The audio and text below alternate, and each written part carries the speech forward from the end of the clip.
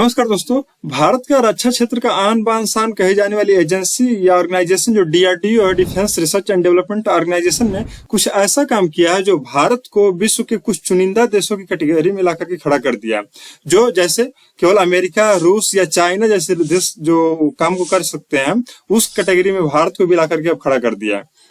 तो आज इसी के बारे में समझने का प्रयास करेंगे कि डीआरडीओ ने ऐसा क्या काम किया है, उसके बारे में जिक्र करेंगे। ठीक है, जैसे यहाँ पर देखेंगे लिखा है कि DRDO test directed energy weapon system.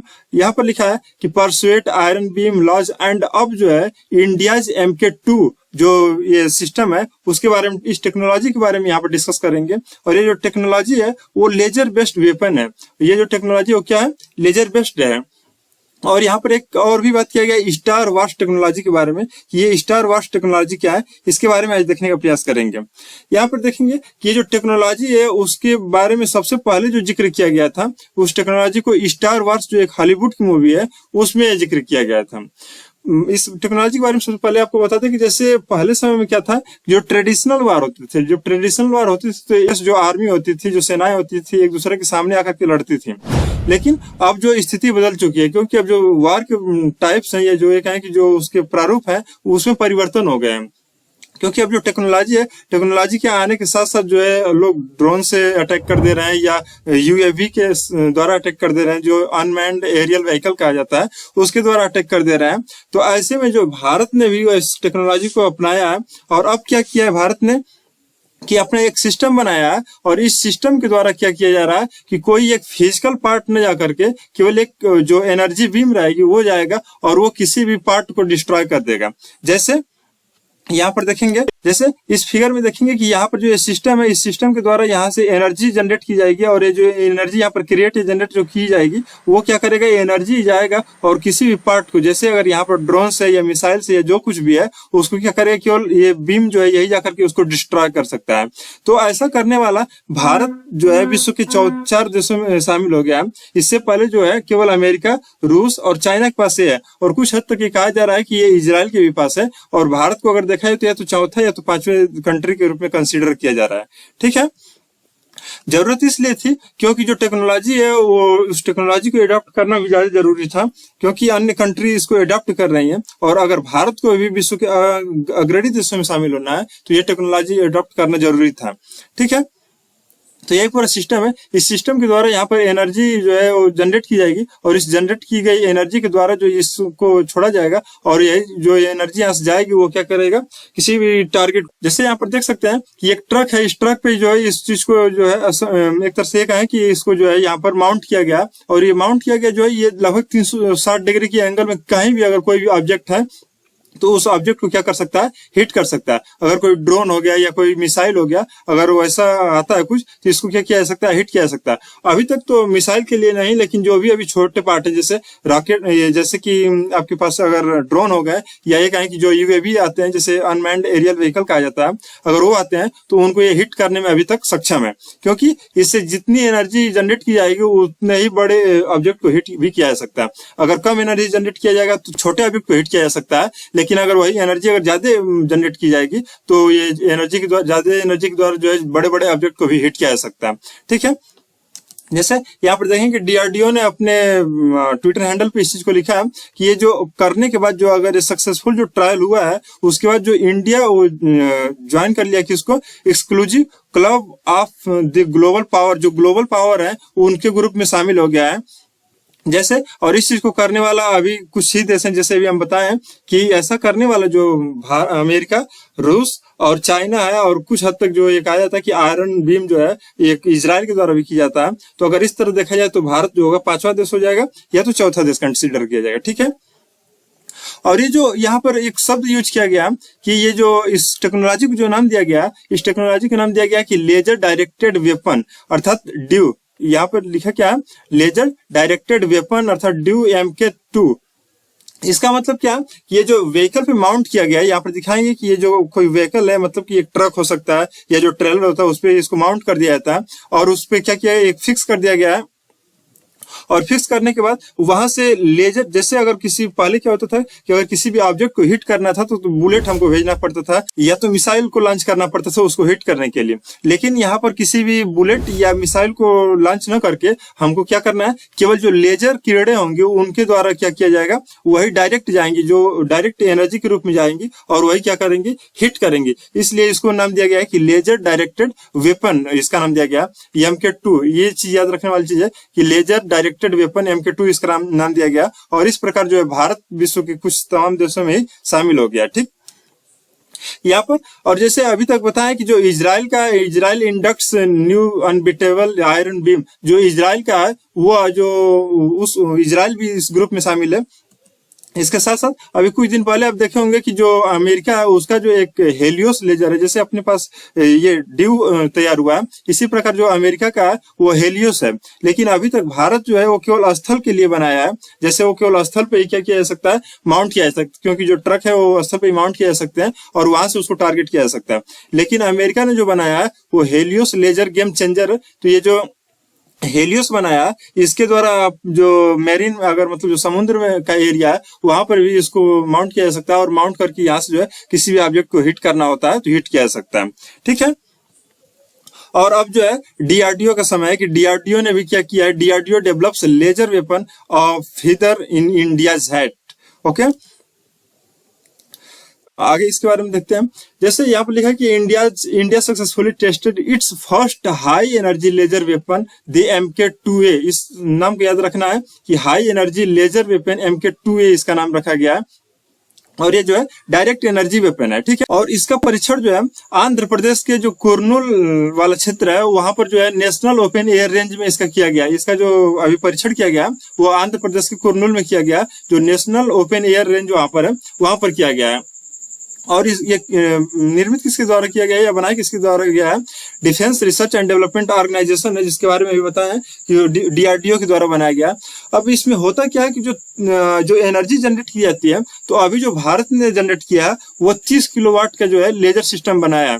मतलब कि उससे 30 किलोवाट जो है वो लेजर जनरेट किया जा सकता है और उसके द्वारा जो है ऑब्जेक्ट को हिट किया जा सकता है। ठीक है, और ये क्या कर सकता है कि neutralise fix wing and swarm जो एंड सर्विलांस सेंसर, और जो सर्विलांस सेंसर है उन सबको क्या कर सकता है, हिट कर सकता है। इसका एरिया जो होगा, ये जो सिस्टम है, इस सिस्टम के अगर 5 किलोमीटर के अंडर में अगर कोई भी ऑब्जेक्ट अगर आता है तो वहां तक क्या किया जा सकता है, इसको हिट किया जा सकता है। इसके 5 किलोमीटर के अंडर में अगर कोई भी ऑब्जेक्ट आता है और अगर वो लगता है कि भारत की सिक्योरिटी के लिए खतरा है तो उसको क्या कर सकता है, लेजर बीम के द्वारा हिट किया जा सकता है। क्योंकि अभी लेजर बीम की उतनी क्षमता नहीं हुई है, या अभी कोई भी ऐसा राष्ट्र नहीं है जो ऐसा बना दिया हो कि जिसकी क्षमता जो है 200 किलोमीटर 300 किलोमीटर तक है। तो सबकी अभी एक लिमिटेशन है, कोई 5 किलोमीटर, कोई 10 किलोमीटर, कोई 20 किलोमीटर, यही तक कर पाया है। और जो सबसे बड़ी खासियत है कि ये जो लाइट की स्पीड से आगे बढ़ता है, और लाइट की स्पीड से आगे बढ़ता है तो बहुत तेजी से जा करके जो ऑब्जेक्ट होते हैं, जैसे अगर ड्रोन हो गया या जो यूएवी हो गया, उसको हिट कर सकता है और उनके स्ट्रक्चर को क्या कर सकता है, तोड़ सकता है या फेल कर सकता है।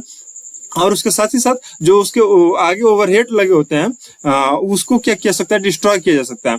और दूसरी चीज है, सबसे बड़ी खासियत इसका है कि ये जो लाइट की स्पीड से आगे बढ़ता है और ऑब्जेक्ट को हिट कर सकता है, चाहे वो अगर ड्रोन हो या ये कहें कि यूएवी जैसे अनमैन्ड एरियल व्हीकल होते हैं, उनको हिट करने के लिए जो है लाइट की स्पीड से आगे बढ़ता है। और उसी के साथ ही साथ जो है यह जो ड्रोन होते हैं उनके स्ट्रक्चर को भी फेल कर सकता है, उनको भी ध्वस्त कर सकता है, या ये कहें कि उनकी जो आगे ओवरहेड लगा होता है उनको भी तोड़ सकता है। और ये बहुत ही कॉस्ट इफेक्टिव होता है। कॉस्ट इफेक्टिव का मतलब कि बहुत कम पैसे में जो है इससे काम लिया जा सकता है। जबकि इससे पहले अगर मिसाइल के द्वारा अगर किसी ड्रोन को या ये कहें कि यूएवी को अगर टारगेट करना होता था तो मिसाइल को बनाना लाखों रुपए खर्च आता था। लेकिन इसको जो है कुछ पैसे में या ये कहें कि कुछ डॉलर में ही किया जा सकता है। ठीक है, और इस प्रकार से अगर ऐसा करने के बाद जो है भारत को यूएस, चाइना एंड रशिया वाले ग्रुप में क्या किया गया है, शामिल किया गया। हम अभी बताए थे कि इजराइल को भी इसमें कहीं कहीं कंसीडर किया जाता है। तो अगर इजराइल को कंसीडर करेंगे तो भारत जो है 5वां ऐसा कंट्री बन जाएगा। लेकिन अगर इजराइल को हटा दें तो भारत ऐसा जो है 4था कंट्री बनेगा। ठीक है, और देखेंगे कि इसमें जो है अगर फ्यूचर अपग्रेडेशन की बात की जा रही है तो अभी तो भारत जो है इसको स्थल के लिए ही बना है कि स्थल पे ही माउंट किया जा सकता है, जो लैंड वाले एरिया पे माउंट किया जा सकता है। लेकिन अभी भविष्य में इसके बारे में सोचा जा रहा है कि जो शिप पे माउंट किया जाए या एयरक्राफ्ट जो होते हैं उस पर भी माउंट किया जाए और वहां से अगर जो स्पेस में अगर किसी चीज को हिट करना है तो वहां से हिट किया जा सकता है। ठीक है, और ये कोशिश किया जा रहा है कि जो अभी तक हम 30 किलोवाट जो अभी जनरेट कर रहे हैं हिट वहां से, या एक है कि जो बीम जनरेट कर रहे हैं, उस 30 किलोवाट को एक हमारे यहाँ मिशन चल रहा है जिसका नाम है सूर्या मिशन, और सूर्या के मिशन के तहत ये किया जा रहा है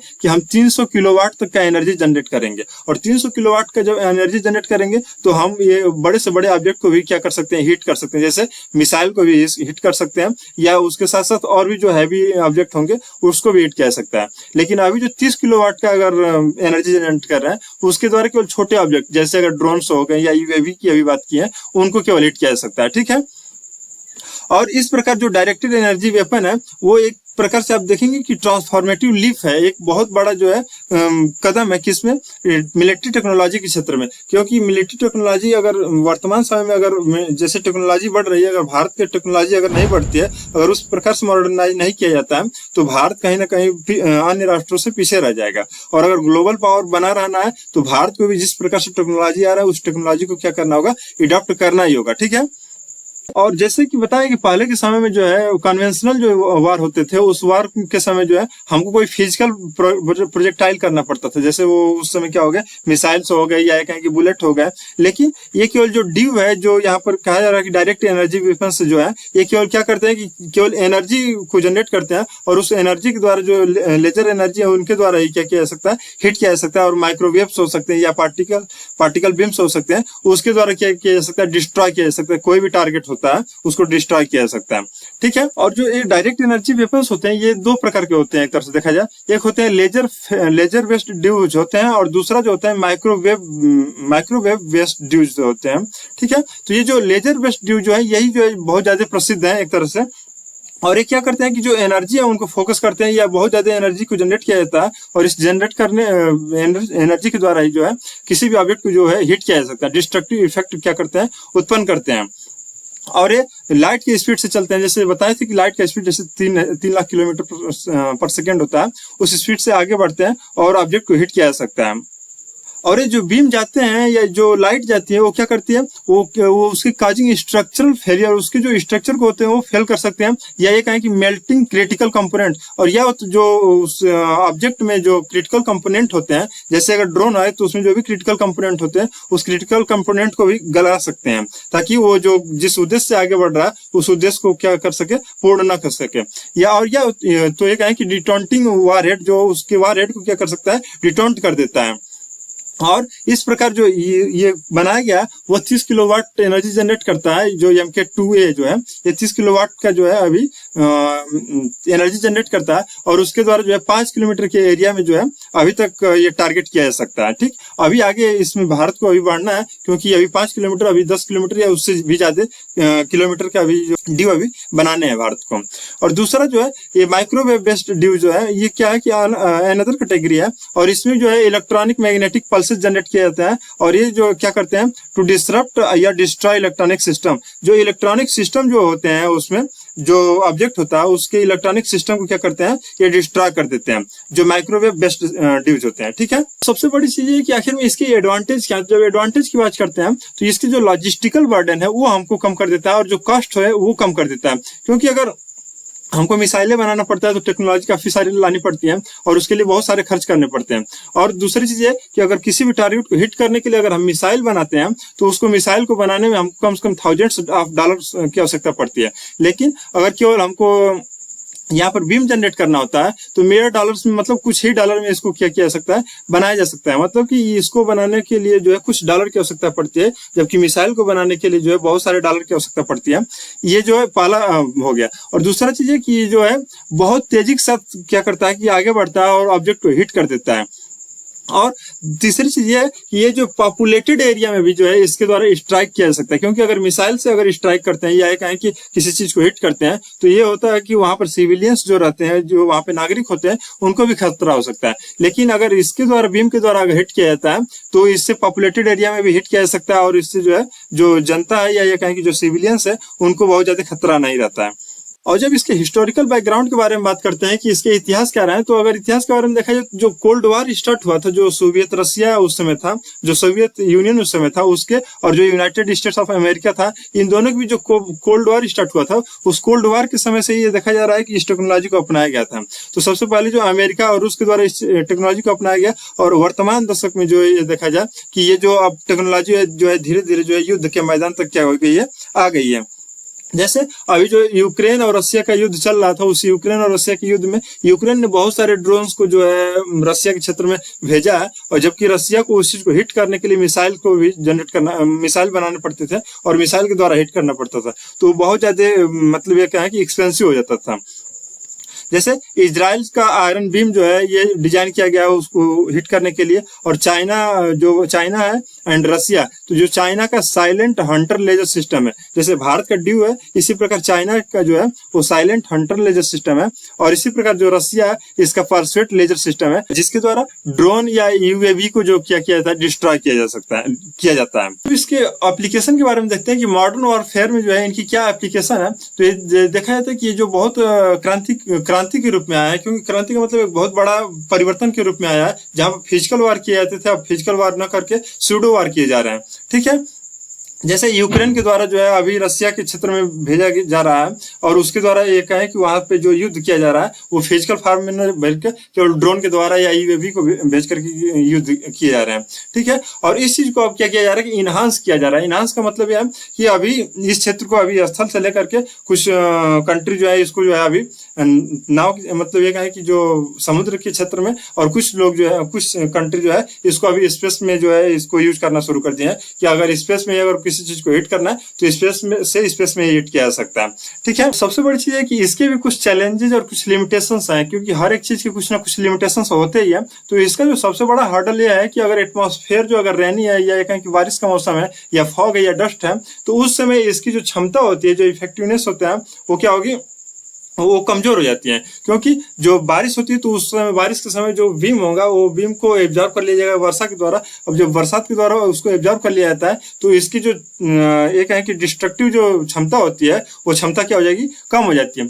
और दूसरा चीज ये है कि इसको जो है हमेशा इलेक्ट्रिसिटी सप्लाई करनी पड़ती है, और इस इलेक्ट्रिसिटी सप्लाई करने के लिए हमेशा जो है अधिक पैसे की आवश्यकता पड़ेगी। और तीसरा चीज ये है कि ये जो अगर देखा जाए कि पर शॉट जो होता है ये तो चीपर होता है, मतलब कम पैसा लगता है पर शॉट के हिसाब से देखा जाए तो, लेकिन इनिशियली में जो इसका डेवलपमेंट एंड जो डिप्लॉयमेंट है वो कॉस्ट जो है वो अभी बहुत ज्यादा आई है। तो इस प्रकार ये देखा जाए कि भारत जो है जो लेजर सिस्टम बनाया है उसके द्वारा विश्व के अग्रणी देशों में शामिल हो गया, लेकिन इसके कुछ चैलेंजेस और लिमिटेशंस भी रहे हैं। ठीक है, तो आप लोगों को ये वीडियो कैसा लगा जरूर कमेंट बॉक्स में बताइए, और चैनल को लाइक कीजिए, शेयर कीजिए और सब्सक्राइब कीजिए। बहुत बहुत धन्यवाद आप लोगों का।